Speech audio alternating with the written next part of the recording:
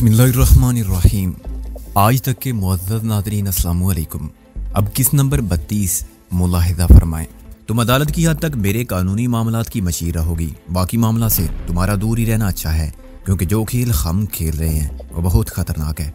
यह नहीं हो सकता कि किसी तरह तुम खतरात के इस जंगल से निकल आओ। राबिया बोली, इज्जत और हिफाजत के साथ। अगर ये मेरे इख्तियार की बात होती तो मैं तुम्हारा हुक्म ना टालता। मैंने कहा, और ये नहीं देखा कि मोहसिन मुझे कितने गौर से देख रहा है। जितनी ज़रूरत तुम्हें मेरी है उतनी मुझे तुम्हारी भी है, लेकिन बहुत सी बातें ऐसी हैं जो अभी तुम्हें मालूम नहीं। किसी दिन मैं सब कुछ तुम्हें बता दूंगा, लेकिन अभी नहीं। इसलिए नहीं कि मुझे तुम पर एतमाद नहीं, मैं तुम्हारे लिए मजीद परेशानियां पैदा नहीं करना चाहता। मैं नागज़ीर मजबूरियों की जंजीर से बंधा हुआ हूँ, और ये मामलात ऐसे हैं जिनमें कानून मेरी कोई मदद नहीं कर सकता। अपनी मदद में आप कर सकता हूँ। चुनाचे मुझे यकीन है कि खुदा मेरी मदद करेगा। बात सिर्फ सब्र व हौसले और इस्तेकामत की है। अब तू जा, मोहसिन ने घड़ी देकर कहा। मैंने सारी लाया और दरवाजे की तरफ बढ़ा। मोहसिन, मैंने दरवाजे के करीब रुक कर कहा, ऐन मुमकिन है वो हमारे ताकुब में आए हों, या उनके किसी आदमी ने हमें दरवाजे से कार में अंदर आते देखा हो और उन्हें इतला कर दी हो। अगर वो मेरी अदम मौजूदगी में आए तो हालात को संभाल लेना और राबिया को महफूज रखना। मैं अपनी हिफाजत खुद कर सकती हूँ। राबिया ने साइड टेबल की दराज में से रिवाल्वर निकाला, और मेरा निशाना मोहसिन से अच्छा है। अगर कत्ल व खून रेजी ना हो तो आज बहुत अच्छा है। मैंने कहा, तुम ऐसा क्यों नहीं करती कि आज आसपास के घरों में अभी इतला करा दो।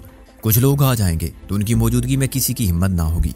तुम बाहर जाते हुए साथ वाली दोनों कोठियों में बता जाओ। राबिया ने कहा, जब मासी आ जाएगी तो मैं बाकी घरों में भी खबर पहुंचा दूंगी। 15 मिनट बाद मैंने मासी के दरवाजे पर कार रोकी। वो इतनी सुबह मुझे देखती समझ गई कि मेरे आने की वजह क्या हो सकती है, और उसका रंग उड़ गया।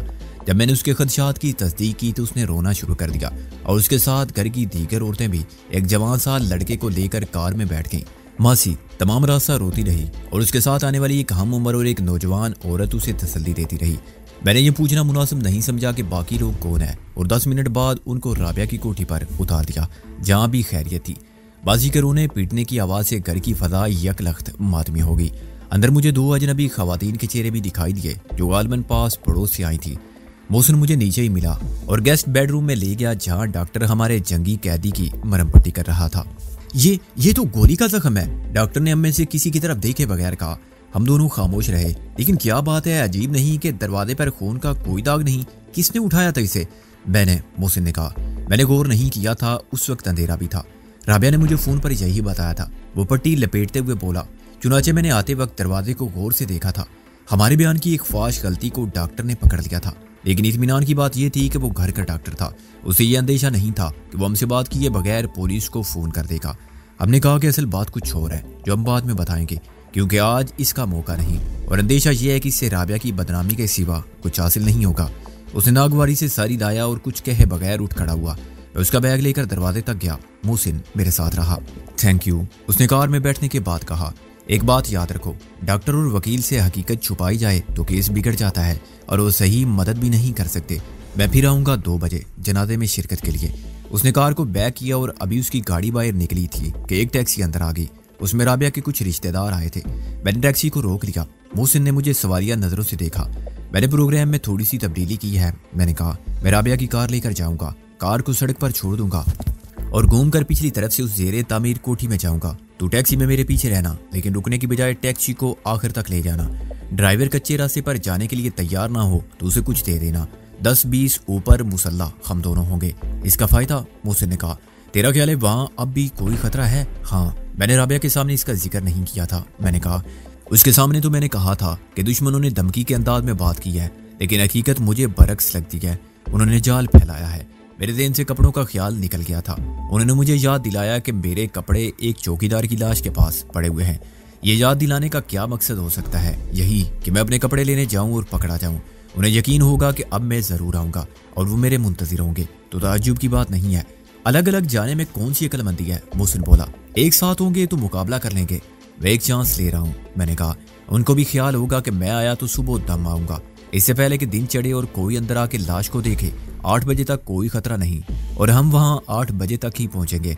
वो बेचैनी से हमारा इंतजार कर रहे होंगे, और जब राबिया की फॉक्स वैगन को सड़क पर रुकते और मुझे गाड़ी से उतरकर अकेला आते देखेंगे तो मुतमईन हो जाएंगे कि मेरे साथ और कोई नहीं है।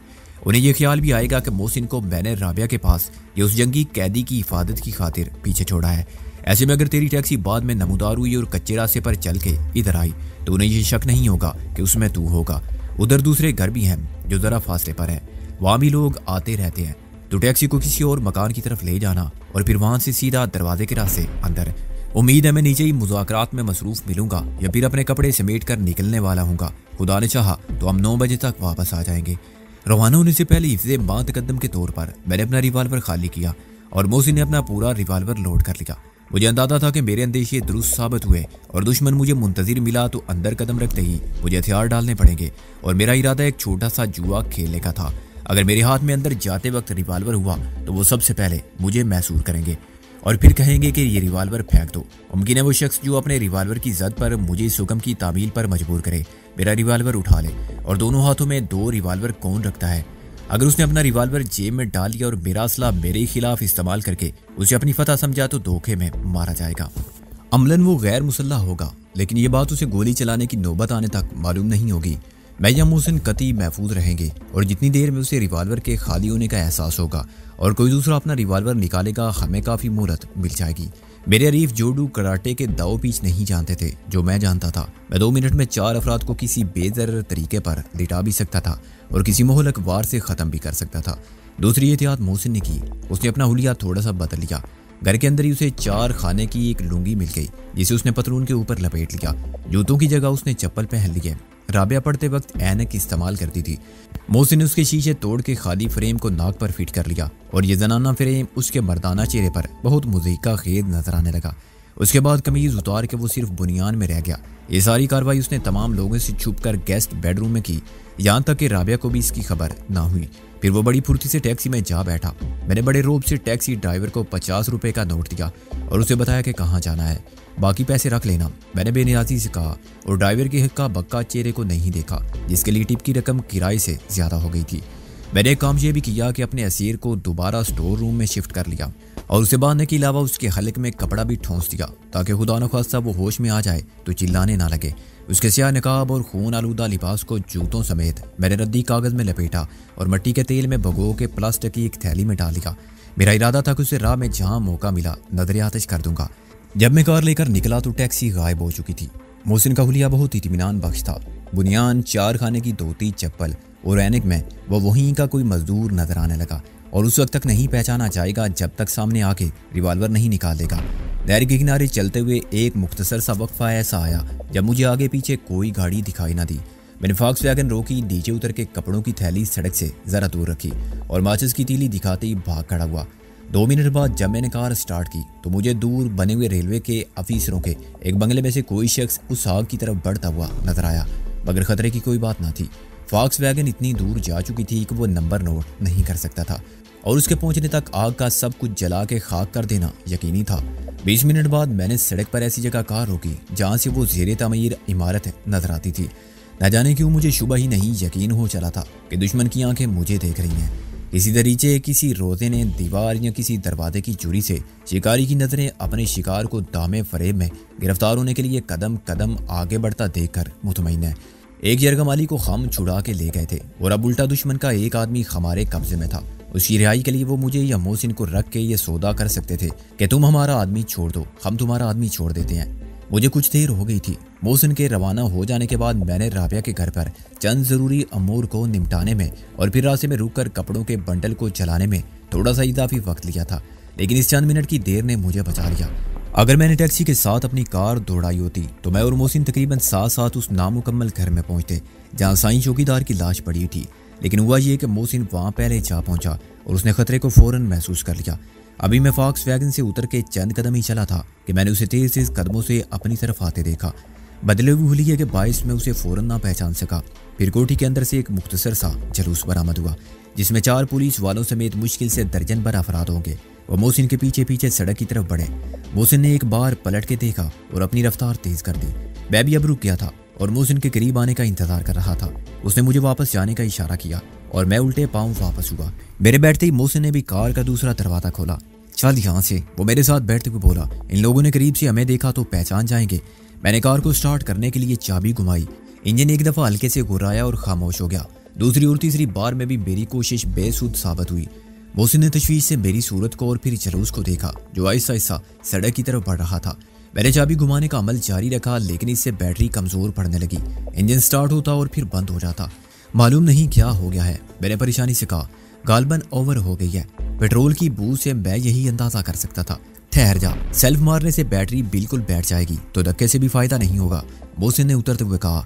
पुलिस वाले और 4 दीगर अफराद अब इतने करीब आ गए थे कि मैं उनकी सूरतों को साफ देख सकता था। पुलिस वालों ने एक ऐसे शख्स को हथकड़ी डाल रखी थी जो मेरे कपड़े पहने हुए था और दीवाना था। उसके लंबे लंबे धारीदार बाल जो उलझे हुए और धूल से खाकस्तरी हो रहे थे, दाढ़ी के बालों से जा मिले थे और बालों की इस खूबसूरत जंगल में उसके वहशतज़दा चेहरे पर मुतहर्रक आंखें बहुत बेकरार लगती थी। दे दाता, दीवाने ने उछलकर एक नारा मस्ताना लगाया। सब नू दे। मालूम नहीं वो देने वाले से सब के लिए क्या तलब कर रहा था। यही दीवानगी जिसने उसे फिक्र व गम से बेगानगी अता की थी। मोहसिन ने धक्का लगाया और छोटी सी कार सड़क के मामूली से नशेब पर रवाना हो गई। मैंने क्लच छोड़ा तो कार ने एक झटका लिया, इंजन खांसा और फिर यूं घर जाके कार ने एकदम स्पीड पकड़ ली। मैंने ब्रेक पर पांव रखा और मोहसिन दौड़ता हुआ आके फिर मेरे साथ बैठ गया। खुदा का शुक्र है, वो आमते हुए बोला। फिर उसने सर घुमा के देखा, मुझे अपने सामने लगे हुए शीशे में नजर आ रहा था कि एक दीवाने को कातिल समझकर पकड़ लेने वाले सड़क तक पहुंच चुके थे। वो अब किसी टैक्सी के इंतजार में थे। दे मौला, सबनू दे, दीवाने की सदा आई और जंजीर ने खनक कर उसका साथ दिया। वो अब रक्स के अंदाज में पैर पटक रहा था। मुझे उसकी दीवानगी पर रश्क आया जिसे ना इल्जाम की खबर थी, ना अंजाम का अंदेशा, ना गमे दोष था, ना फिक्रे फरदा थी और जिसे जिंदगी के मताए बेबहा होने का एहसास ही ना था कि मौत का डर क्या होता है। कार घूम के तेजी से उनके सामने से गुजर गई और उसे एक लम्हे में जब किसी की नजर मुझे देख सकती थी, हमारे दरमियान एक डबल डेकर बस हाइल हो गई जो दारोगा वाले की तरफ से आई थी। इस पागल को पकड़ लिया एक कत्ल के इल्जाम में। मैंने खतरे की हदूद से निकल आने के बाद कहा, इसलिए कि वो मेरे कपड़े पहन चुका था। हाँ, मोहसिन बोला। जिस शख्स ने तुझसे बात की थी उसने कपड़े देख कर कह दिया था कि ये बंदा तो वही लगता है। पुलिस को खुदा मौका दे अपनी कारकर्दगी दिखाने का। इसी गवाही पर उनके लिए ज़ाब्ते की कार्रवाई पूरी होगी और उन्होंने गोया कातिल को जाए वारदात पर ही पकड़ लिया। हालांकि वो खुद भी जानते होंगे अगर ये शख्स पागल है तो अदालत से इसे कोई सजा नहीं हो सकती। एक शख्स ने कहा भी था कि ये तो पागल है, कल तक नंगा घूमता था। पुलिस वालों ने कहा थाने में सब मालूम हो जाएगा। ऐसे तो सभी पागल बन के हमें पागल बनाते हैं। शामत का मारा सोने के लिए अंदर जा घुसा होगा और कपड़े पड़े देखे होंगे तो उठा के पहन लिए होंगे। मगर पुलिस का इस वक्त मौजूद होना यह साबित करता है कि कत्ल की इतला उन्हें बहुत पहले नहीं सुबह दे दी गई है, अंदाजन 2 घंटे कबल, मैंने कहा। और मेरा ख्याल है कि राबिया को असीर रखने वालों ने फरार होने के बाद कहीं से पुलिस को फोन किया होगा। उनको यकीन होगा कि मैं अपने कपड़े लेने पहुंचूंगा तो मीर शराफत अली के बाद कत्ल के इस दूसरे इल्जाम में मुलव्वस हो जाऊंगा। एक न शुद्ध 2 शुद्ध वाली बात होगी। मुझ पर दबाव बढ़ जाएगा और मेरे लिए तमाम मुकदमात खत्म करा देने की पेशकश को कबूल ना करना दुश्वार तर हो जाएगा। मगर एक दीवाने ने हमारी भला अपने सर ले ली। राबिया के घर में ताज़ियत के लिए आने वालों की तादाद ज्यादा हो गई थी। लोग ड्राइंग रूम में बैठे थे और लान पर जमा थे। मैंने कार को दरवाजे के सामने रोका तो बहुत से लोगों की नजरें उठी। वो राबिया की कार को पहचानते थे लेकिन मुझे जानते नहीं थे। खुद मेरे लिए सब नाआशना चेहरे थे जिनमें राबिया के अजीज, हमसाए, जान पहचान रखने वाले और रुफकाए कार सब शामिल होंगे। मैं किसी की तरफ देखे बगैर रस्मन और इखलाकन अस्सलामु अलैकुम कहता गुजर गया। सवारियां निगाहें मेरे ताकुब में रहीं कि घर के एक फर्द की तरह घर में घुस जाने वाला ये शख्स कौन हो सकता है जिसे पहले कभी घर में नहीं देखा गया। 5 मिनट के वक्फे से मोहसिन आया जो अभी तक बुनियान और धोती में मलबूस था। मेरी तरह वो भी सलाम करता गुजरा मगर काबिले गौर नहीं समझा गया क्योंकि हुलिये से वो घर का मुलाजिम लगता था। मैंने सबसे पहले अपने जंगी कैदी के जिंदा में मौजूद होने का यकीन किया और फिर मोहसिन के साथ मिलकर तजहीज़ो तकफीन के इंतजामात की तरफ मुतवज्जो हुआ। लेकिन हमारी अदम मौजूदगी में वार्द होने वाले 2 बूढ़ों और 2 नौजवानों की कमेटी तश्कील पा चुकी थी और ये जिम्मेदारी उन्होंने अपना वलीन हक समझते हुए संभाली थी। बूढ़े किसी रिश्ते से राबिया के चचा और मामू साबित हुए और नौजवान दूर के कज़न जिनके बारे में थोड़ी बहुत मालूमात मुझे खुद राबिया ने फराहम की थी। इस फर्ज से सब कदोशी हमारे हक में बेहतर थी। अब हम पस मंजिल में रह के आने जाने वालों पर नजर रख सकते थे। मुझे ये अंदेशा लाहक था कि मजमा आम में वो लोग भी शामिल ना हो जाएं जो जनाजे में शिरकत के बहाने अपने कैदी को छुड़ा कर ले जाना चाहते हों। ताम उन लोगों को शिनाख्त करना भी उतना ही नामुमकिन था जितना किसी सबूत के बगैर उनको अलग करके निकालना। हर शख्स ज्यादा से ज्यादा गमज़दा नजर आने की कोशिश में मसरूफ था और आने वालियों के लिए ये तय करना मुश्किल हो रहा था वो ताज़ियत किससे करें क्योंकि राबिया ऊपर अपने कमरे में थी और खादमा के सरकारी ऐलान के मुताबिक सदमे के बायस उसकी हालत खैर थी। चुनाचे डॉक्टर ने उसे इंजेक्शन देकर सुला दिया था। बिलाशुबा राबिया ज़हनी जिस्मानी अजियत के जिस दौर से गुजर रही थी वो एक आम औरत के आसाब को इस हद तक मुतासर कर सकता था कि उसका हिस्टेरिया आर्जी तौर पर दिमाग की खराबी का सबब बन जाए। मगर राबिया ने गैर मामूली अकल, जुरात और हौसले का मुजाहरा किया था। वो इतनी थकी हुई थी कि उसमें हर एक से मिलने, उनको अव्वल ताखिर माँ की मौत के असबाब और वाक़यात और इलाज मुआवजे की तफसीलात बार बार सुनाने और सबके साथ रोने की हिम्मत नहीं थी। मैंने उसे कमरे में मैसूर करके चाय और एस्प्रीन फराहम की। दोनों चीज़ें मुझे बाहर से लानी पड़ी। वो अकेली पड़ी रोती रही और 2 घंटे बाद कमरे से निकली तो उसकी हालत कदरे बेहतर थी। मोहसिन ने स्टोर रूम के आसपास पहरा देना जारी रखा। भरा हुआ रिवाल्वर उसके पास था। वो इधर उधर के कमरों से किसी दीवार की ओर से या टहलते हुए देख रहा था कि ताज़ियत के लिए जमा होने वालों में से कौन करके इस दूर अफ्तादा हिस्से तक आता है। 1 घंटे बाद उसने रिवाल्वर मुझे थमा दिया और खुद ड्राइंग रूम में जा बैठा। अब में से कोई अपनी मुसलसल गैर मौजूदगी से शुबहात पैदा नहीं करना चाहता था। मोहसिन ने अपने पुराने कपड़े पहन लिए थे। उसे इस शरीफाना लिबास में देखकर बहुत से लोग चकरा गए होंगे कि ये वही खादिम टाइप शख्स है जो बुनियाद धोती पहने गुजरा था या उसका कोई खम शक्ल। दोनों नौजवान जो तदफीन कमेटी के रुकन थे आउटडोर ड्यूटी के लिए मोटरसाइकिल लेकर जा चुके थे। उनकी ख्वाहिश थी कि कफन दफन का सामान लाने के लिए उन्हें राबिया की कार मिल जाए, मगर चाबी का मसला पैदा हुआ तो उन्हें मैं ना मिला। चुनाचे वो बादल नख्वास्ता अपनी पुरानी मोटरसाइकिल पर गए। जामन रिजवी साहब और राबिया के मातहत वकील के आने के बाद हमारी पोजीशन बेहतर हो गई। उन्होंने हमसे तफसीली मालूमात हासिल की जो दूसरों के कानों तक भी पहुंची। रफ्ता रफ्ता जुमला हाजरीन पर वाज़े हो गया कि राबिया की माँ की तीमारदारी और खबर गिरी में शुरू से आखिर तक हमारी खिदमत क्या थी। जनाजे की रवानगी में कुछ वक्त बाकी था जब मैंने एक शख्स को खासे पुरस्रार अंदाज में नमूदार होते देखा। मैं कैद खाने के तौर पर इस्तेमाल होने वाले स्टोर रूम के सामने कमरे का दरवाजा नीम वा किए खड़ा था कि वो शख्स दबे पाँव आया और उसने मुकफ्फल दरवाजे से कान लगा के कुछ सुनने की कोशिश की। ताले को हाथ में लेकर देखता रहा और कुछ सोचता रहा। मैंने उसकी सूरत को अच्छी तरह ज़हन नशीन कर लिया। मैं उसे मजीद कार्रवाई का मौका देना चाहता था और मेरी ऐन ख्वाहिश थी कि वो कफल खोले तो उसे बेखबरी में चालूं, उसके हल्क से आवाज़ तक ना निकलती और दूसरा शिकार खात आ जाता। लेकिन उसी वक्त कहीं खटका हुआ और किसी की आवाज़ें पास सुनाई दी कि वो चौंक कर पलटा और जिधर से आया था उधर ही गायब हो गया। मैंने पूरी एहतियात बरती और उसको निकल जाने का मौका दिया। जब मैंने बाहर निकल कर देखा तो वो लान पर खड़ा एक वकील से बात कर रहा था। उनके बहुत करीब हो जाने के बावजूद मैं उनकी बातें ना सुन सका। वो बहुत आहिस्ता बोल रहे थे, लेकिन माहौल ऐसा था कि सब भी दबे दबे लहजे में बात कर रहे थे। मैंने कुछ और करीब होना चाहा, लेकिन अब्दुल वदूद मंजिर की मुदाखलत ने मुझे रोक दिया। वो राबिया से मिलना चाहता था। चुनाचे में उसे ऊपर ले गया। दीगर तफसीलात और दूसरे मसाइल पर बात करने का ना वक्त था और ना मौका। अभी मैं चंद कदम ही चला था और मंजिर को राबिया की माँ पर पड़ने वाले जानलेवा दिल के दौरे के बारे में बता रहा था कि यकलख्त मुझे एक और ख्याल आया। मैंने चलते चलते पलट कर देखा और फिर चल पड़ा। मंजिर, मैंने कहा, अभी पीछे ना देखना। हमारे पीछे लान पर एक शख्स खड़ा है, तकरीबन वहीं जहां मैं खड़ा हुआ था। उसने स्लेटी रंग की कमीज और पतलून पहन रखी है। उसके मुकाबले एक वकील खड़ा है। तुम उस वकील को जानते हो, नाम से या सूरत से? मंजिर ने सर हिलाया और बरामदे में मेरे कंधे पर हाथ रख के खड़ा हो गया। बड़ी सफाई से पहलू बदल कर उसने दीवार से टेक लगाई और बज़ाहिर मुझसे बहवे गुफ्तगू रहा, मगर उसकी आंखों ने लान का सर्वे कर लिया। मैंने उसे बार रूम या किसी कोर्ट में तो नहीं देखा, मंजिर बोला, लेकिन ऐसे तो बहुत से नए वकील आते रहते हैं और मैं सबको नहीं पहचानता। 2-4 साल पुराने हों तो सूरत आशना जरूर हो जाते हैं। मेरा ख्याल है कि पेड़ की खाल ओढ़ के भेड़िए भी आ गए हैं। मैंने कहा, सिर्फ काला कोट पहन लेने के बाद इन वकीलों में कोई बदमाश आ जाए तो ये क्या मुश्किल है तो मुश्किल, मंदिर बोला, मगर नामुमकिन नहीं है। मैंने देख लिया उसे राबिया के मातहत वकीलों से पूछता हूँ, वो भी अपने दोस्तों से मालूम कर सकते हैं। फराड होगा तो इधर ही धर लेंगे बाद में, पहले जरा राबिया से मिल लूँ। राबिया के पास 10 मिनट ठहरने के बाद मंदिर नीचे आ गया। उसे टहलते हुए इधर से उधर जाके मुख्तलिफ लोगों से बात करते देखता रहा। उनमें से बेशतर वकील ही थे। मजीद 10 मिनट बाद मैं और वो एक दूसरे के सामने से गुजरे तो उसने कहा, अभी तक तो किसी ने इसे शनाख्त नहीं किया है। तुम्हारा ख्याल ठीक ही लगता है मुझे, वो कोई जालसाज है। मैं सूरत से किसी तासर का इजहार किए बगैर मुखालिफ समत में निकल गया और गेट के बिल्कुल सामने से फॉक्स वैगन हटा के लौट आया। दोबारा देखने पर मुझे वो स्लेटी पतलून कमीज वाला और नकली वकील एक दूसरे से बहुत दूर बिल्कुल अजनबी की तरह खड़े नजर आए। अचानक किसी ने मेरी कमीज की आस्तीन पकड़ के खींची। मैंने घूम कर देखा तो वो 8-10 साल का बच्चा था। ताज़ियत के लिए आने वाली बहुत सी औरतों के साथ बच्चे भी आए थे। क्या बात है बेटे, मैंने झुक कर कहा। बच्चे ने जवाब देने की बजाय कागज का एक पुर्जा मेरी तरफ बढ़ा दिया। वो अपना फर्ज पूरा करके जाने ही वाला था कि मैंने उसे रोक लिया। इस गैर मुतवक्के गिरफ्तारी से वो कुछ घबरा गया था।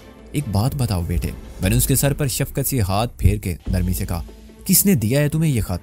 बच्चे ने बेबसी से इधर उधर देखा और इस अरसे में मेरे हाथ ने पर्चे को खोल दिया। उसमें लिखा था, अगर जनाजा उठने से पहले हमारे आदमी को ना छोड़ा गया तो हम घर को उड़ा देंगे।